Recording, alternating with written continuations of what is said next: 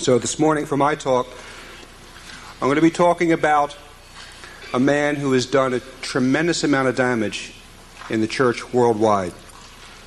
How many people here have heard the name Teilhard de Chardin? Okay, yeah, most people know who he is. How many people knew that his teaching is bound up with the teaching of evolution? Another show of hands. Yeah, most people know he was a troublemaker, but they don't quite know how. Well, Teilhard de Chardin deemed it his mission, it was a self-appointed mission, to quote-unquote reconcile the teaching of evolution with the teaching of the Catholic Church. Now, this, of course, is an impossibility. The two cannot be reconciled. In the practical order, one will eclipse the other. In any event, Teilhard claimed to have the magic formula to somehow bind together evolution and Catholicism. And unfortunately, in the minds of too many churchmen, particularly around the 1950s, the general consensus was that what Teilhard had bound together, let no pope tear asunder. So it must be emphatically stated from the very beginning that Father Pierre Teilhard de Chardin is not a Catholic theologian, and from his writings we are compelled to admit that he did not possess the Catholic faith. He is actually the founder of a new religion, a new pseudo-scientific paganism built on the erroneous principle that evolution is a proven, historic, scientific fact. It's a religion that says that we are right now only in the mid-stages of this evolution, with more evolutionary changes to come that are inevitable and that will culminate in a great superorganism which he calls Point Omega, or Christ. Right now, if you think this sounds bizarre, you're right, it is bizarre. So it should be obvious then that the Christ that Teilhard speaks of has absolutely nothing to do with the true Christ of the gospel. This new religion was covertly woven into the very fabric of the Catholic Church through the sly means of subversion employed by all modernists. And I think you all know what they do. They use Catholic terminology, but they redefine it in order to fit their new ideas. So we must ask the question, what is the truth about evolution? Because discussing Teilhard without talking about evolution is kind of like discussing the heart without ever discussing blood, without ever speaking of blood. Well, first of all, we can say that today we are living in the triumph of evolutionism. Evolution sits in the temple of God and is worshipped as God. It's given the attributes that we've always given to God, omnipotence and omnipresence. Omnipotence because it's believed to be the creative and driving force of everything in the universe, without exception. All creatures, great and small, evolution made them all. All right?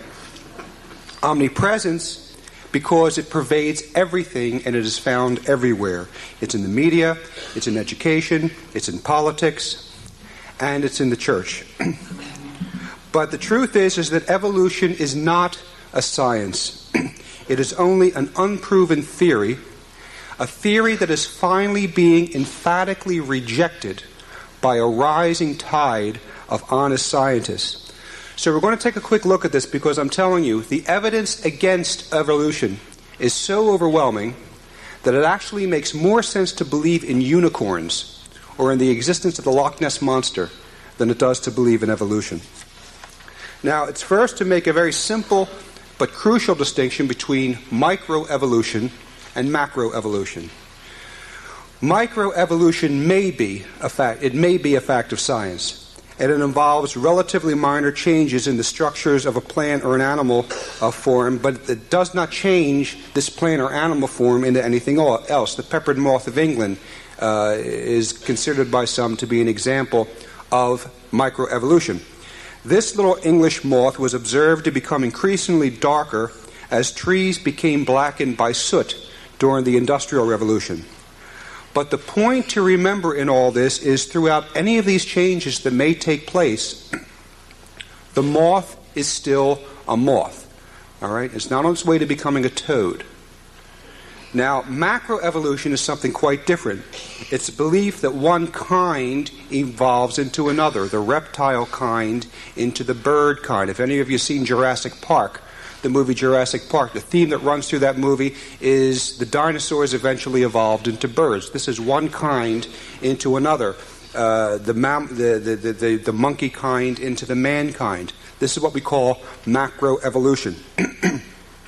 Now, this has never been proven by science, but one of the key tactics of evolutionists is, in order to supposedly prove evolution, is they will point to an example of microevolution, the changes, say, within the little moth, and they'll claim that it's proof of macroevolution.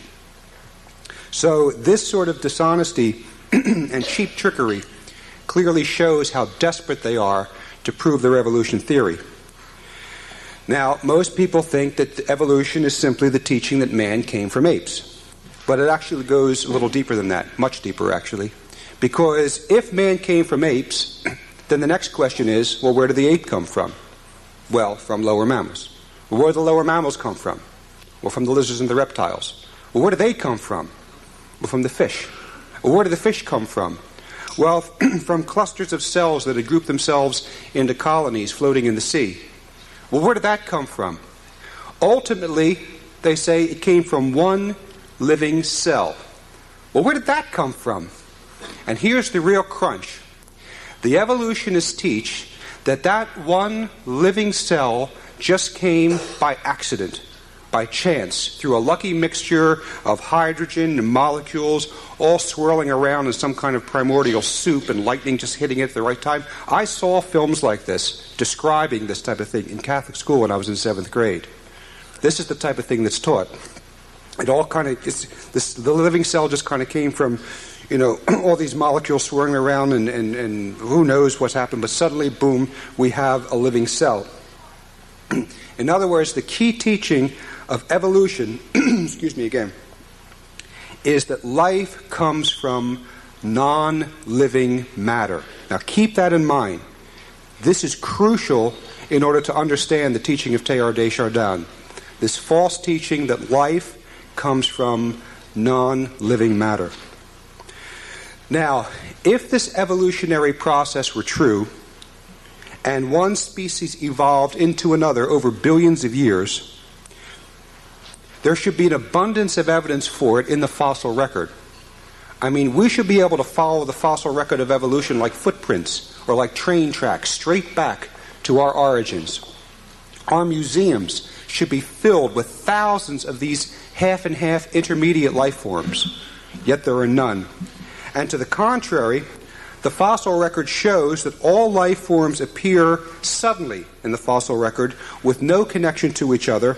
And it should also be noted that man looks essentially the same from the first time we see him, despite this artist's conception of these mythical ape men, which never ever existed. When you see these detailed drawings of the missing link or the ape man, you should know that it is pure fantasy. It's no different than from a drawing of Fred Flintstone or the Cat in the Hat.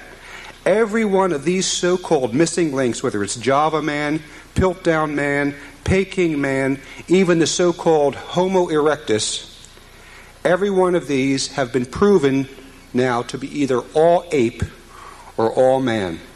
There never has been found, and there never will be found, anything that is more than ape and less than man. Now, along these lines, a piece of news that certainly did not get much press is that in 1980, Darwin's gradualism, which had species evolving one into another over billions of years, this gradualism was actually rejected by a conference of top evolutionists meeting in Chicago in 1980 because of the lack of evidence in the fossil record. All right? It's the verdict of top evolutionists that Darwinism is dead, and you haven't been told about it. Yet despite this, they still have not rejected evolutionism. But they've replaced Darwinism with an even more groundless and bizarre theory, which they call punctuated equilibrium. All right? Punctuated equilibrium. Now, I want to tell you, The only thing impressive about punctuated equilibrium is the name, because this theory basically states that evolutionary changes happen so fast that they didn't leave any transitional forms in the fossil record. It's a theory which basically teaches that a reptile laid an egg and a bird popped out. I mean, this, and you should know, this ridiculous fairy tale hypothesis is the present state of evolutionary science. Darwinism is dead, and this little chickens from lizards theory is the best they can come up with. So then, why do these noble professors choose to sound more like Dr. Seuss than doctors of science? Why do they refuse to reject evolution outright? Dr. D.N.S. Watson, who echoes the sentiments of many evolutionists, he gave the real answer. Here's what he stated. He said, the theory of evolution is universally accepted not because it can be proven true, but because the only alternative is special creation by God, which is clearly incredible. Close quote. Now, they admit it. In 1985, a book was written called Evolution, A Theory in Crisis by the Australian scientist Michael Denton. Now, this book proves that Darwin's theory of evolution has not been validated by one single empirical discovery of science since the first publication of 1859. And what makes this book of immeasurable importance is that the author, Michael Denton, is not a believer. He never tells us. He's not a religious man. He never tells us where we came from. He only knows it was not through evolution. Now, as for the age of the Earth, have you ever wondered why scientists believe in a Big Bang theory?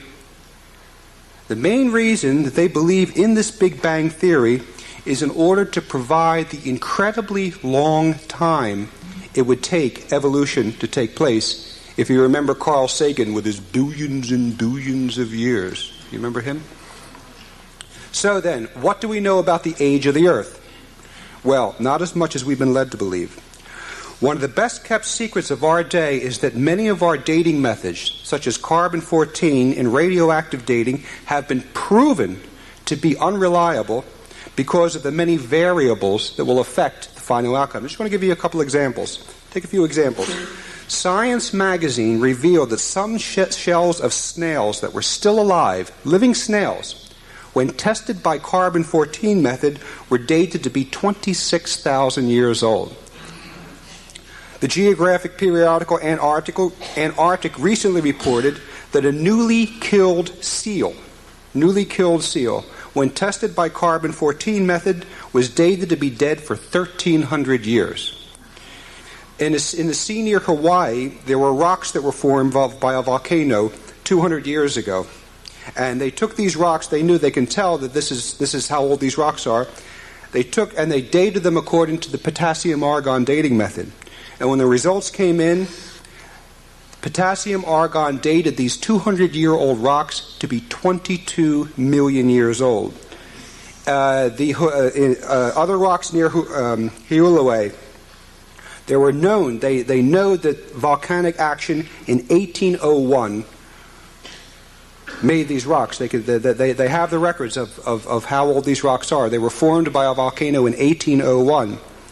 And potassium-argon dated these young rocks to be 160 million to 3 billion years old.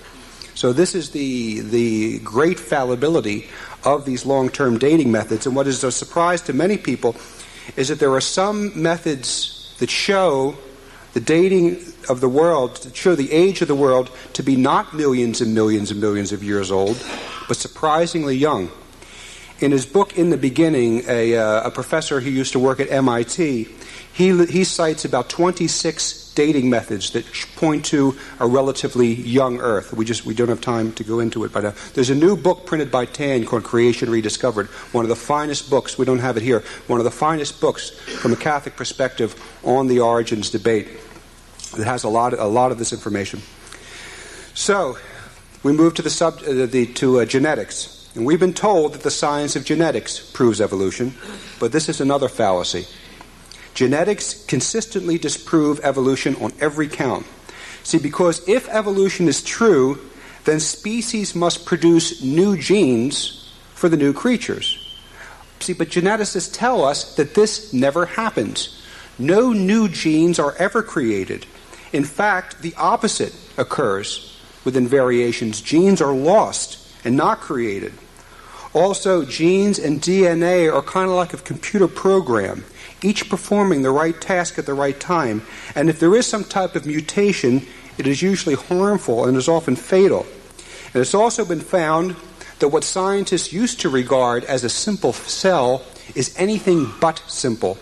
One report I read said that each one of our cells has enough genetic information that could fill a library of 4,000 volumes. See, that's each cell. And we're expected to believe that this magnificent and intricate design had no intelligent designer. In a similar vein, there was a series of experiments on fruit flies where scientists tried to induce evolution. And they did everything you could possibly imagine to those poor fruit flies. I mean, they irradiated them, they subjected them to ultraviolet rays. The only thing they proved was the rock-hard stability of the individual species. I mean, they produced a lot of freak fruit flies, even one with a foot growing out of its mouth. But the fact remained that all through this, the fruit fly remained a fruit fly and would not evolve into anything else. So, the only explanation for this unscientific theory to be still alive is that evolution is at root a pre-scientific prejudice serving not a scientific end, but rather a religious end. And that is the uprooting of Christian belief in creation and the moral order based on it. And if we had time, I could show you, I could demonstrate that one of the reasons, the main reasons that evolution is kept alive is because communism, secular humanism, eugenics, the United Nations, the New Age movement, every single one of these systems is squarely based on evolution. And if you took evolution away, every one of these modern worldviews would crumble. That is the main reason that it's kept alive. Evolution is not an affirmation of scientific fact. It is actually a declaration of war against Christ, his church, and Christian civilization. It's no wonder that Darwin himself called evolution the devil's gospel. And yet, this evil lie of evolution is the rock on which Teilhard de Chardin would build his new church. This is what he wrote in The Phenomenon of Man, quote, "Is evolution a theory, a system, or a hypothesis? It is much more. It is a general condition to which all theories, all hypotheses, all systems must bow, and which they must satisfy henceforward if they are to be thinkable and true. Evolution is a light illuminating all facts, a curve that all lines must follow." Close quote. He speaks like a man in love. Teilhard de Chardin was born in France in 1881. At the age of 6, young Teilhard was scolded by his mother for adoring a piece of iron. And this isn't an apocryphal tale. This is something that he boasted about when he was a Jesuit priest. He was proud of it for some reason. He joined the Jesuits in 1899, and it's only fair to say that modernism was rampant in France at this time. He was ordained in 1911, and he studied paleontology at the University of Paris, and after ordination took a doctorate from the Sorbonne in 1922. He was dismissed from a teaching position at the Catholic Institute of Paris because of his unorthodox views, particularly in regard to Adam and Eve and original sin. He was then sent off to China as a research assistant in paleontology under strict orders not to publish his theological opinions. And this is an order that he did keep, sort of. We'll come to that.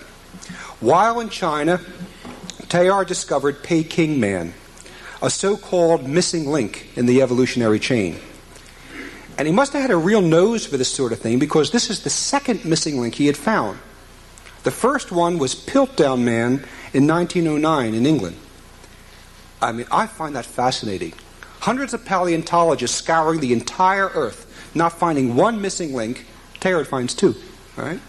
Needless to say, these so-called missing links fooled the scientific community for a good many years and were later proven to be frauds. But during the time they were accepted as genuine, Teilhard achieved instant notoriety as a priest paleontologist of international repute. He returned to France in 1946, and he was refused permission by the Rome of Pope Pius XII to publish his writings and to secure a teaching position in France. This is his second refusal. The first was when he was denied permission to publish his book, The Divine Milieu, which is actually the most orthodox sounding of all his works in 1927. So, though he did not actually publish his works, he got around this by giving his works to devoted friends who had them mimeographed.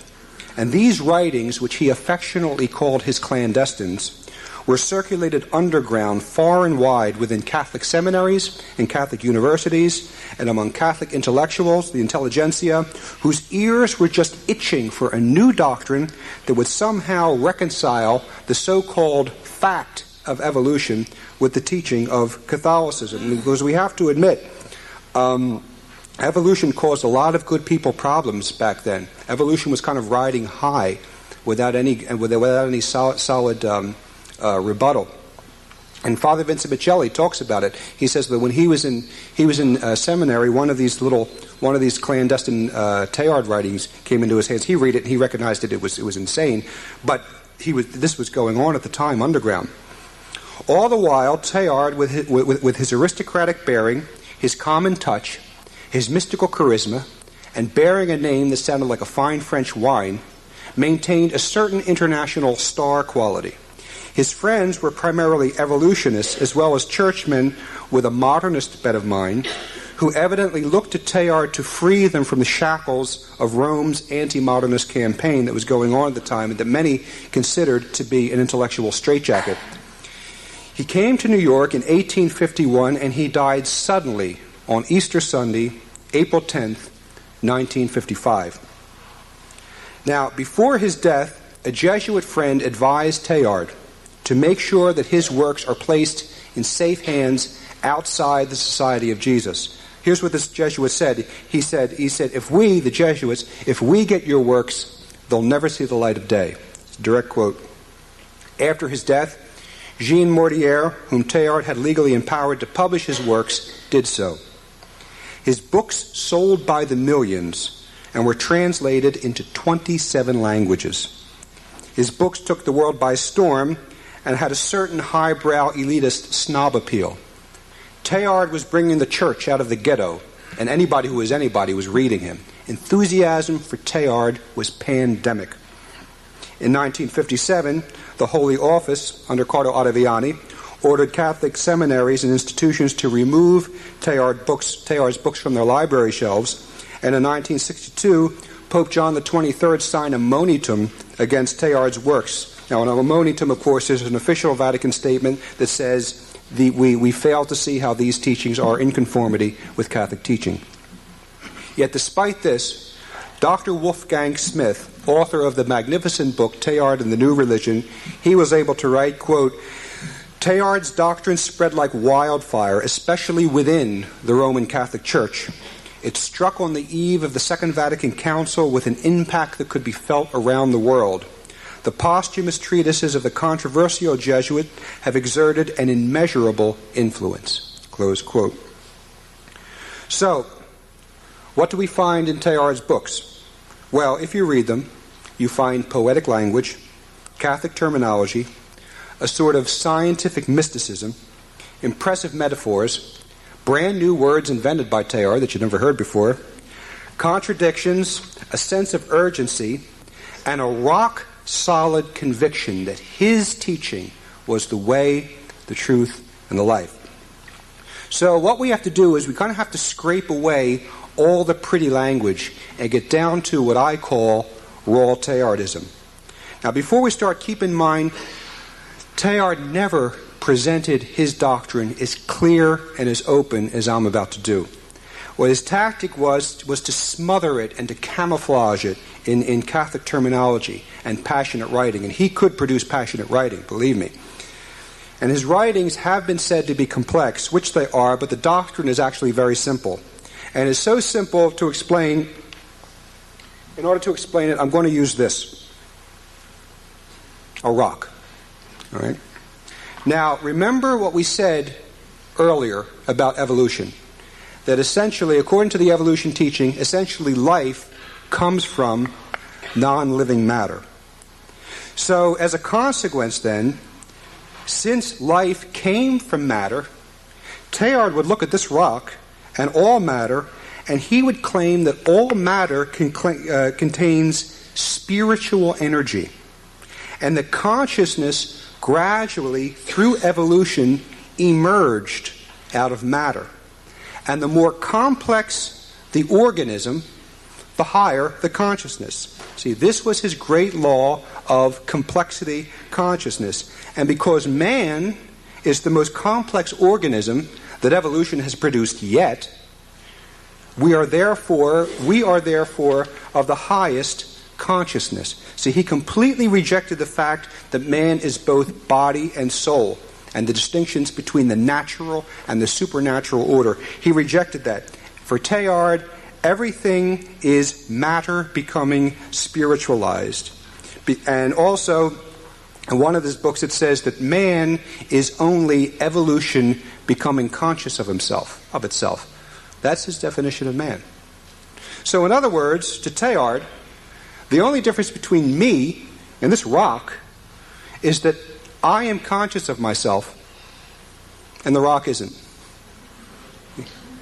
And to make a very long story short, the plants and the animals are kind of somewhere in between. See? So I am therefore one with nature, according to Teilhard, because I evolved from it. I can hug this rock and call it my brother. All right? I can look at a volcano and I can say, Dad. You know, I mean, I am one with the world, one with the universe, brother to the boulder and sister to the stars. And needless to say, of course, the Shirley MacLaines and the New Agers are just wild about Teilhard. The New Age expert Constance Cumby, she points out that New Age leaders consistently, they regard Teilhard de Chardin as their patron saint, and they enthusiastically recommend his writings to their initiates. Now, if that's not bad enough, Teilhard taught that evolution isn't finished with us yet. And this is very logical for evolutionists. There's no reason to believe that the evolutionary process has stopped now. It's going to keep going. He taught, and of course all this is inevitable according to him, that just as living cells converged billions and billions of years ago to make one living organism, so too all mankind is going to converge together to make one great superorganism. He called this superorganism point omega, or Christ. Christ, all right? So we are therefore like individual cells that must unite and come to be one in this great superorganism. And God then, instead of being the God that we know, God is for Teilhard, God is the soul of the earth, the spiritual power in all matter. And this means ultimately, too, that for Teilhard, God itself is also evolving and will manifest himself in the end as this great superorganism. Or he called it superorganism point omega, or Christ. The only reason he called it Christ was in order to fool us, because he could have called it anything. Now, he saw in the great superstates of the 20th century the convergence of all matter into this great superorganism. He even used the analogy of our mass communications media and the high tension wires as sort of a developing nervous system for this great superorganism. He would have loved the internet. And he also coined the word noosphere. That was a word invented by Teilhard, noosphere. Now, just as our atmosphere is a conglomeration of gases and particles, so this noosphere around the Earth is a conglomeration of all our individual thoughts. See, and he called these grains of thought. I've seen this in New Age writings as well. These people are deadly serious about this. This noosphere these grains of thought is kind of coming together in order to make the emerging single mind of this great superorganism. See, and because we are now aware of this fact, we are now aware of this great convergence that is taking place, we are therefore a new humanity whose duty it is to work toward this convergent unity for the sake of Christ. See, and you would read his books, you would say, well, people working together for the sake of Christ sounds Christian to me.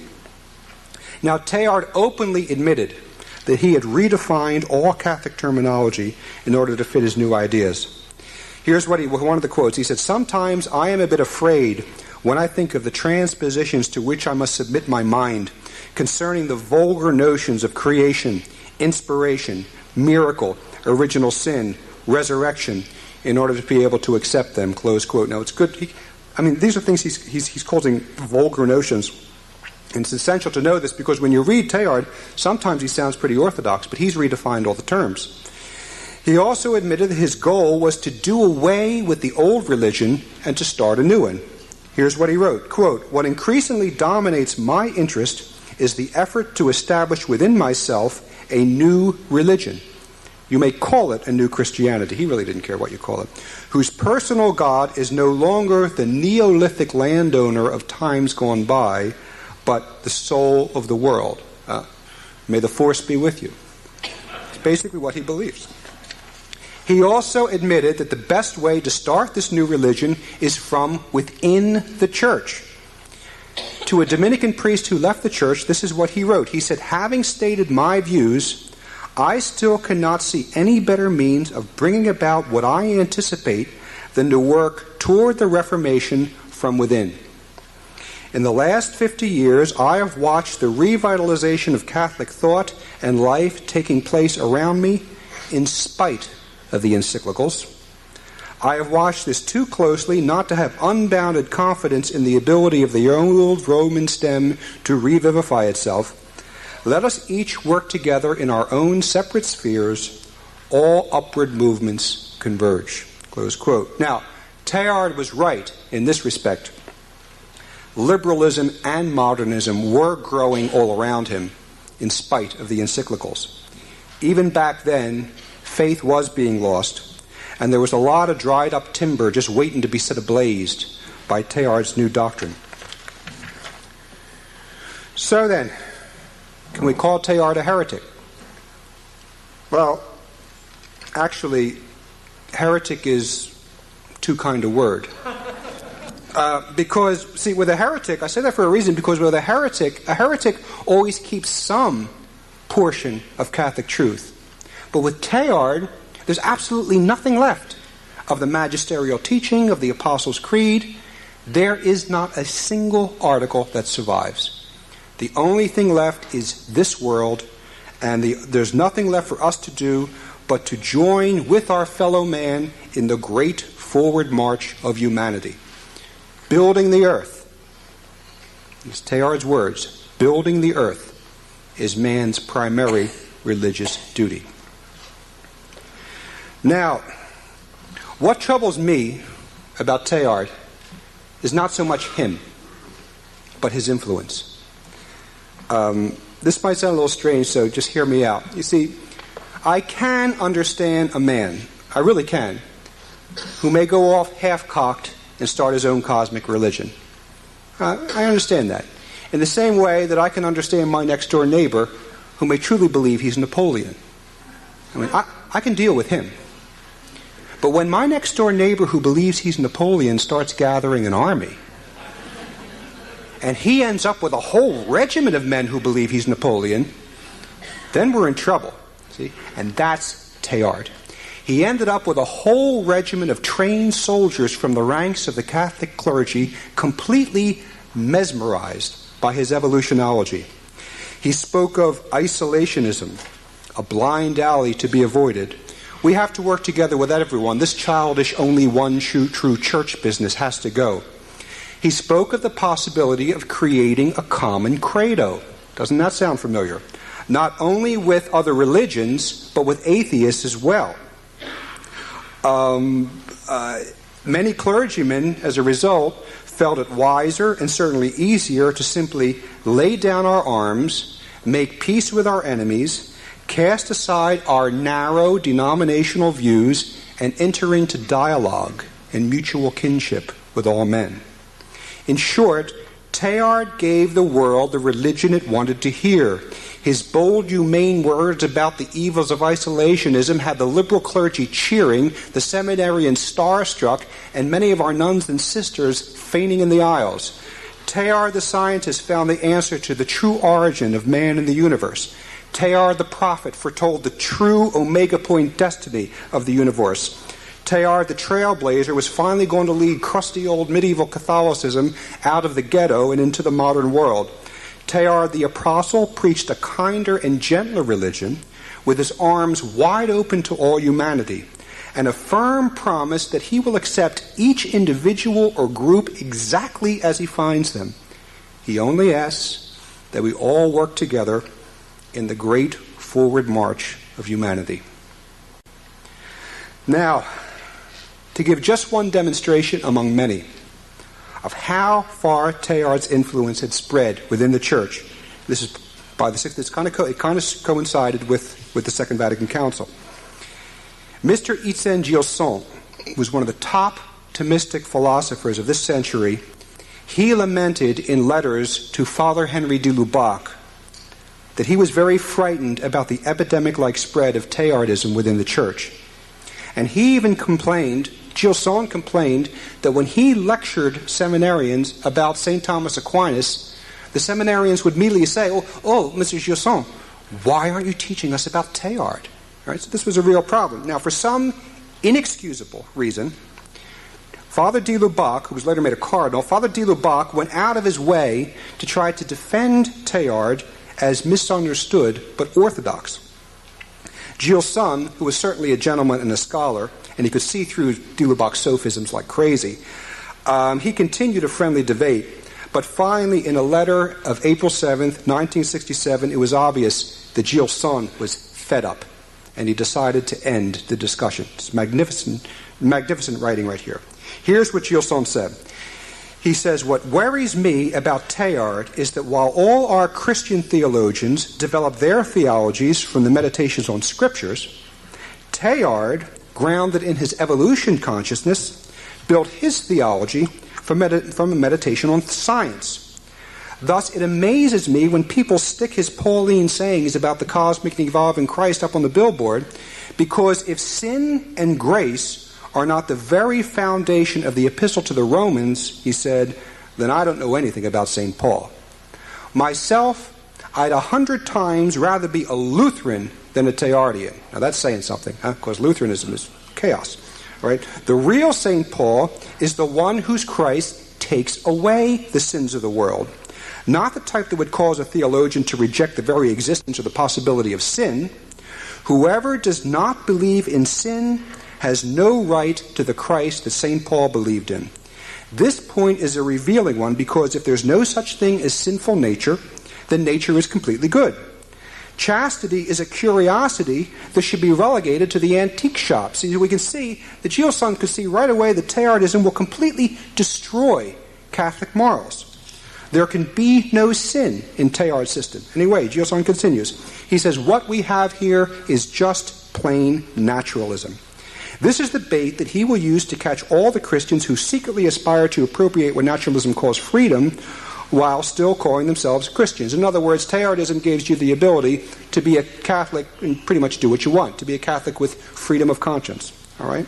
I wish I could, in good conscience, think as much of this man as so many Christian theologians do. Then he really finishes him off. He says, I absolutely loathe this kind of discussion. You can't get any benefit or any enlightenment from thinking about Teilhard. The ravages that he has wrought, that I have witnessed, are horrifying. I do everything I can in order to avoid having to talk about him. People are not content with just teaching him. They preach him.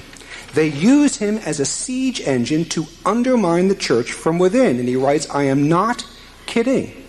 And I, for one, want no part of this destructive scheme. Close quote.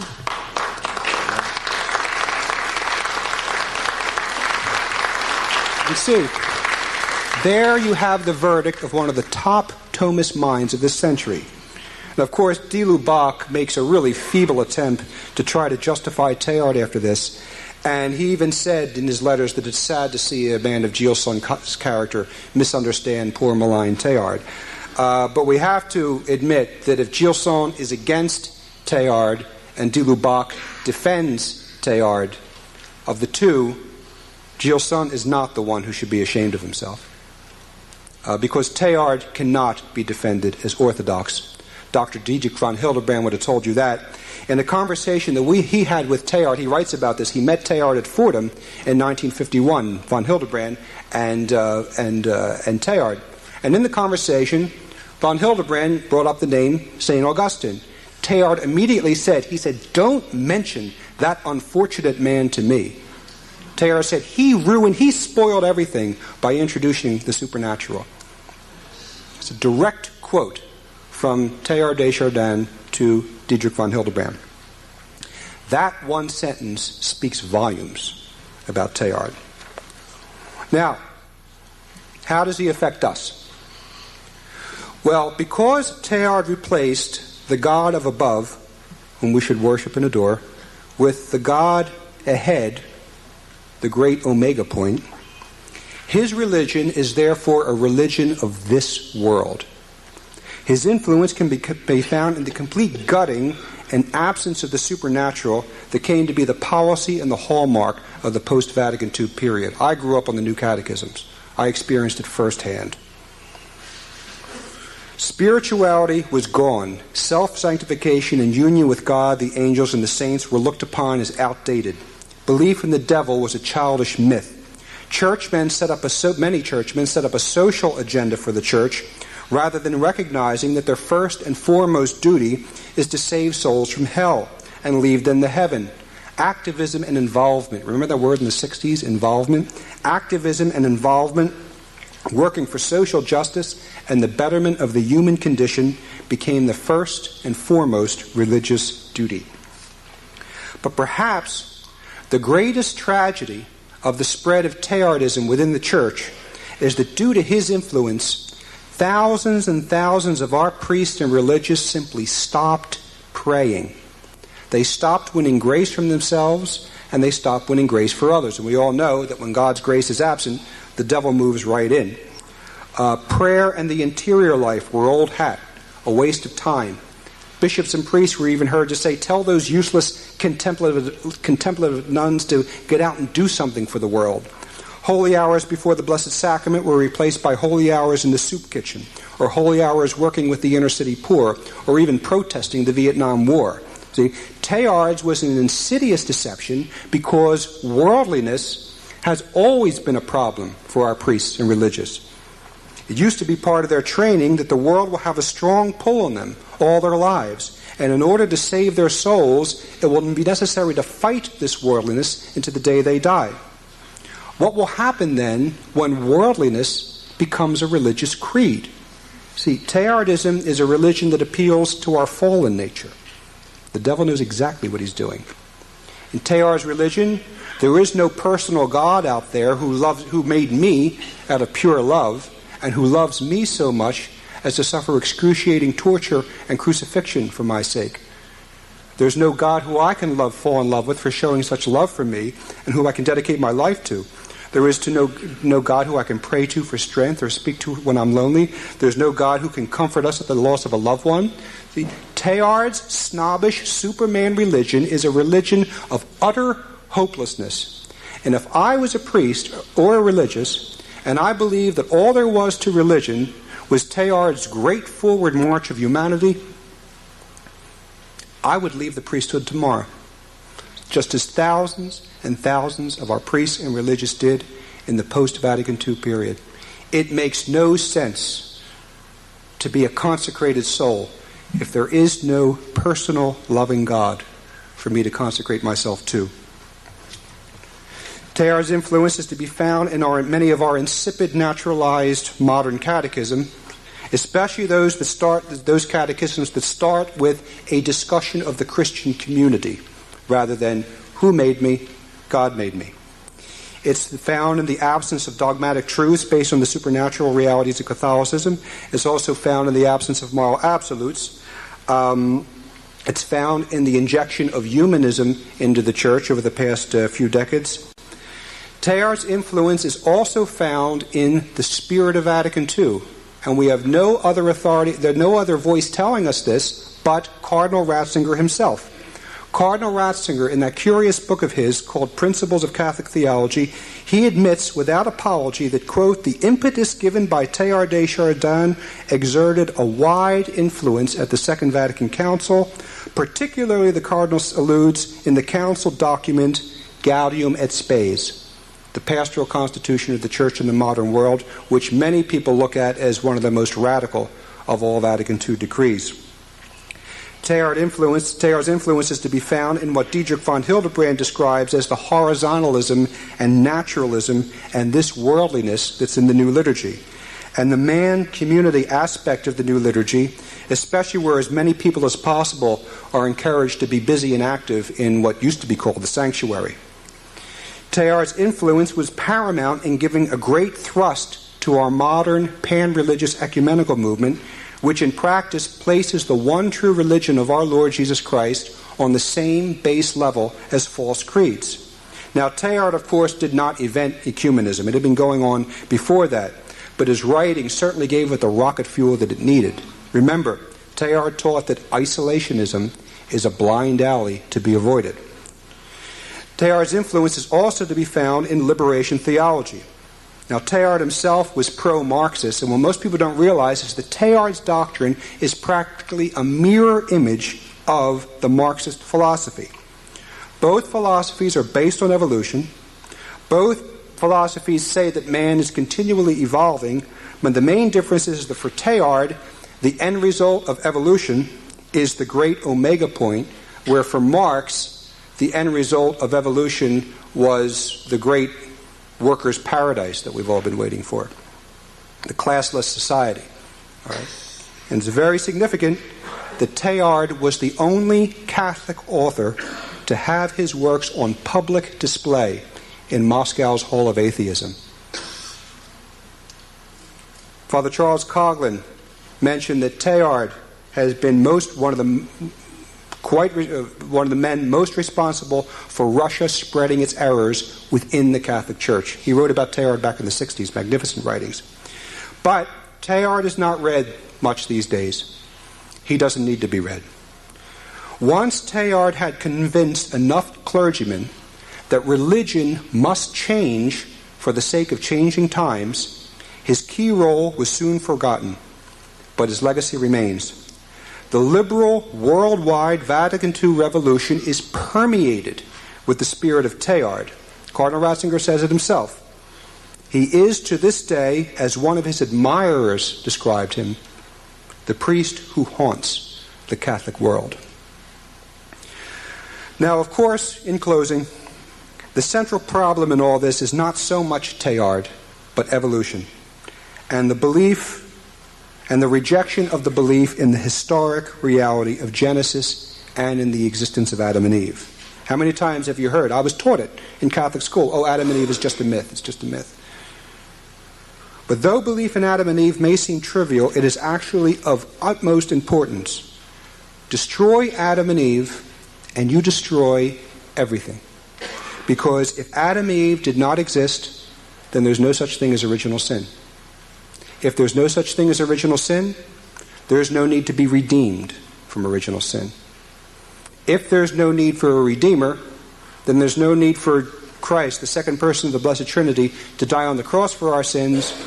And if there's no such thing as the sacrifice to the cross, then there's no such thing as the sacrifice of the Mass. See, so if you reject Adam and Eve, the true story of Adam and Eve, and you accept Darwinian, Teilhardian evolution, whether we realize it or not, if we've done that, we have divorced ourselves from the Catholic faith. And yet, the one who saved us from all this confusion was our Blessed Mother Mary. The Gospel says that God knows our needs before we ask, and so does Our Lady. She came to our rescue before we knew we were in trouble, and she gave us the answer before we were asking any questions. Over 160 years ago, on November 27, 1830, Our Lady appeared to St. Catherine Labouré in France. She was standing on a globe, rays coming from her hands, and around her were the words, "O Mary, conceived without sin, pray for us who have recourse to thee." By reaffirming the doctrine of the Immaculate Conception, that Mary was born free of original sin, she automatically reaffirmed the existence of Adam and Eve and original sin. Our Lady said to have the medal struck after this model and promised great graces to those who devoutly wear it. Now, the original name of this sacramental was called the Medal of the Immaculate Conception, but because of the fulfillment of Our Lady's promise of great graces, it was soon given the name the Miraculous Medal. In 1858, Our Lady made a second visitation to France. When the Blessed Mother appeared at Lourdes, St. Bernadette asked her, "What is your name?" Again, "I am the Immaculate Conception." Another affirmation of the Immaculate Conception and, by extension, the existence of original sin and Adam and Eve. She then caused a spring to flow with miraculous healing powers. She proved her words by miracles. None of the evolutionists have, but she has. Even both her messengers are miracles for our modern day. The bodies of St. Catherine Labouré and St. Bernadette are still incorrupt, a fact ignored by science.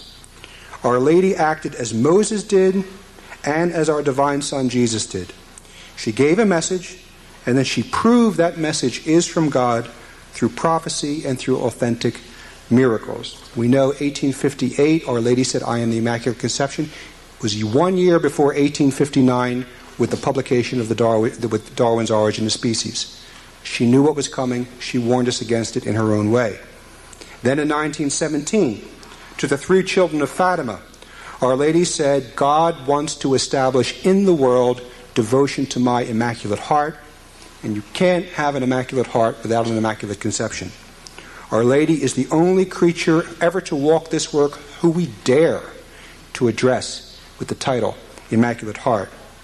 Again, she proved her words through the great miracle of the Son and through prophecies that are still being fulfilled to this day. The Gospel says, "The truth shall make you free," and Our Lady's affirmation of the truth of the Immaculate Conception and the truth of original sin frees us from all the errors of the evolutionists. So, in conclusion, we have to pray and wait and work towards the triumph of Our Lady's Immaculate Heart, because Our Lady's triumph will be complete. She will crush the head of communism. She will crush the head of modernism. She will crush the head of Teilhard de Chardin. And in the meantime, we have to become more holy, more prayerful, more devoted to Our Lady's message of Fatima, and we have to cling to our Catholic faith with a fierce tenacity and do not compromise it for anyone. And in the meantime, we have to say to all the modernists, and especially to Teilhard de Chardin, the same words that we would address to the devil. "Sir, you cannot be trusted. Sir, you have nothing to teach me. Sir, you have nothing I could possibly want." Thank you for your attention.